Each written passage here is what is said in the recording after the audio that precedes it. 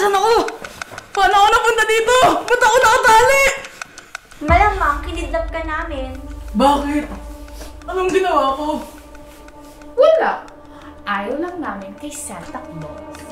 Diyan ang pangalan ko. At hindi ako sa Santa Claus. Hindi ako naniwala sa Santa Claus na yan. At inatasan na kami ng boss namin na magsuot ng Santa Claus costume. Ba't niyo ako kinidnap? Eh bakit? Gusto ka lang namin kidnapin. Tsaka, sino ba nagde-deliver sa 10 oras ng gabi? Eh yung mga delivery nga namin, di mo nga magawa. Pero di ba sinabi ko na sa inyo lahat? Pinagsuot lang kami ng lahat ng mga kabaro ko ng Santa Claus costume. Teka. Bakit ba ayaw niyo kay Santa Claus? Well, sabihin na lang natin, hindi magandang childhood namin. Ako naman, kakalipat ko lang 3 years ago, tapos lagi ko nakapapansin tuwing December 23 at 24, lagi may naka-Santa costume, like punyeta naman guys, di ba? At this oras na ng gabi, nagde-deliver pa punyetas, tas no. Ha? Wala akong pakialam sa inyo. Ano ba gagawin din niyo sa akin? Let's wait and see. Oh, Winnie! Winnie! Yes, bitches! So, ito na nga yung mga nakulimbat natin. Uy, wag yan! Ito na nga yung mga nakulimbat. What diba? This one's mine. Stay. Hindi ka namin kinidnap para lang titigan yung pagmumukha mo, no? Nanakawan ka kaya namin. Tsaka na-auction ka na namin sa Shopee tsaka Lazada. Bentang-benta ka nga eh. Mio! Tulong! Tulong! Hoy, manahimik ka nga. Ilang pangat kung makabanding. Walang tutulong sa'yo dito, no? Halika na, guys! Bye! Girls, dito muna.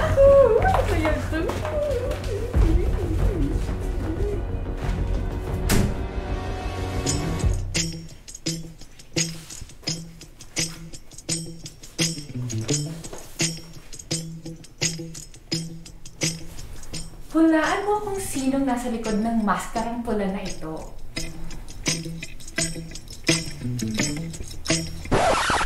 Sabi ko na nga ba eh. Ikaw yan eh. Babe. Please lang, tanggalin mo ang taling to. Okay, babe. Sandali lang. Totoo ba? In-auction ninyo ako? Oo, babe. Kasi may nagbid na sa'yo 50 million pesos. Mabenta ka. Grabe, kailangan ko na matapos ng mga delivering to. Eh, gusto ko tatulungan. Kaso lang, nandyan lang sila sa labas. Ang hirap naman. Di, ganito na lang. May baril ako sa bag ko. O, sige. Bilisan mo! Pakabilis! Bilis! Sige.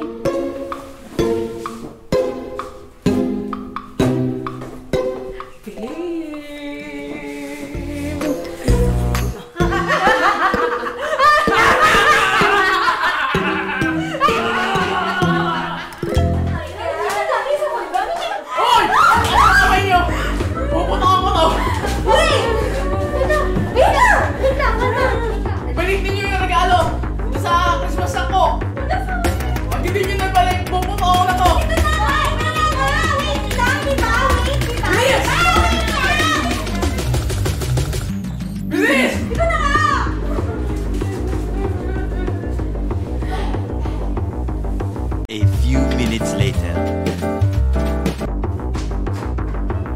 Bilisan nyo! Puputok na to! Ben!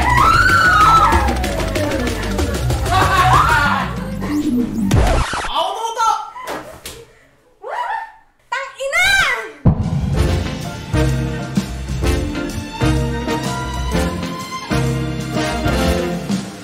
On the first day of Christmas, my true love gave to me a partridge in a pear tree. On the second day of Christmas, my true love gave to me 2 turtle doves and a partridge in a pear tree.